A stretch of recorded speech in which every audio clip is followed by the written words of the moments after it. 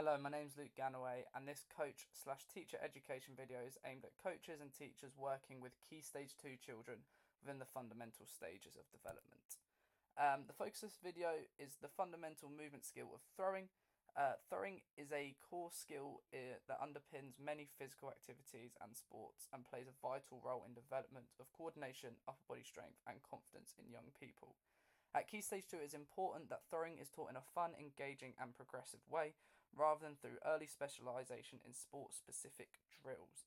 The aim of this video is to provide a clear, practical guidance on how to deliver sessions that develop throwing through 3 connected activities: a warm-up, a skill-based activity, and a game-based activity. By the end of this video, coaches and teachers should feel confident in delivering and adapting this session within their own school or club environment. So a little session overview. Again, throwing in each activity develops different elements of the movement, so including coordination, balance, and control, allowing opportunities for progressions and regressions.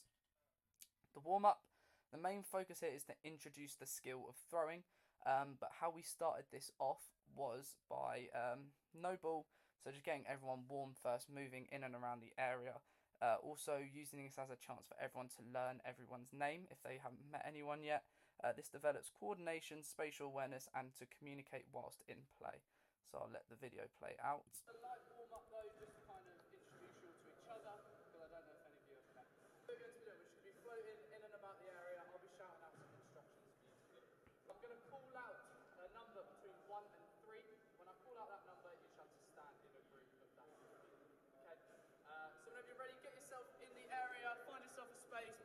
Cool, so yeah, we started off just moving in the area, and then we gradually brought a ball into it, so that was how we progressed it. But how you can progress this even further is increase the intensity of the movements, add multiple balls potentially.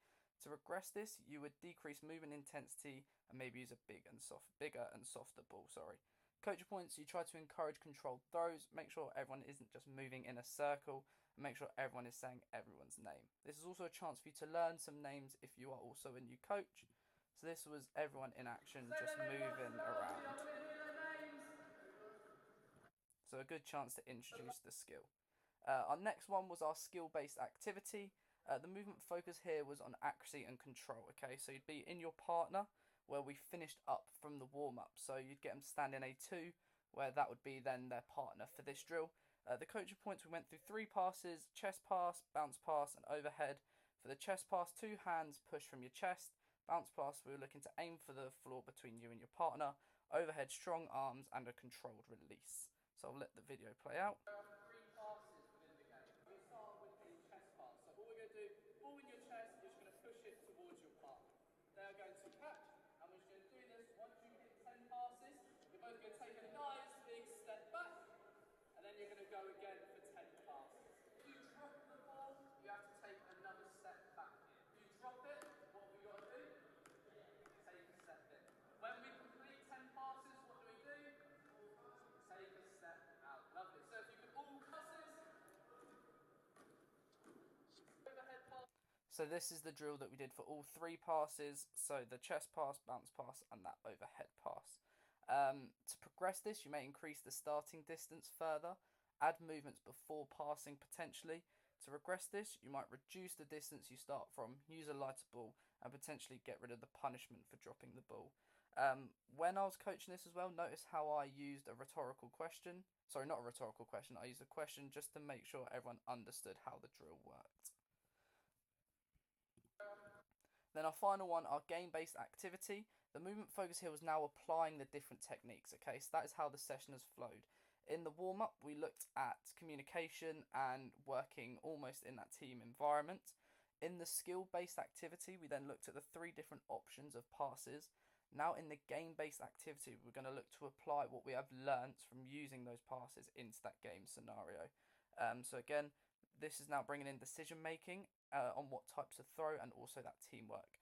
Coaching points I used was I encouraged quick, accurate passes, support movement to create passing options, because it's all good having the pass that you can do, but if your team isn't making the option for you to give the pass, you then can't use your skill, and also communication between players. So I'll let this video play out. All those passes that we've just learned into a game scenario. Okay, so go into the square that we're working in.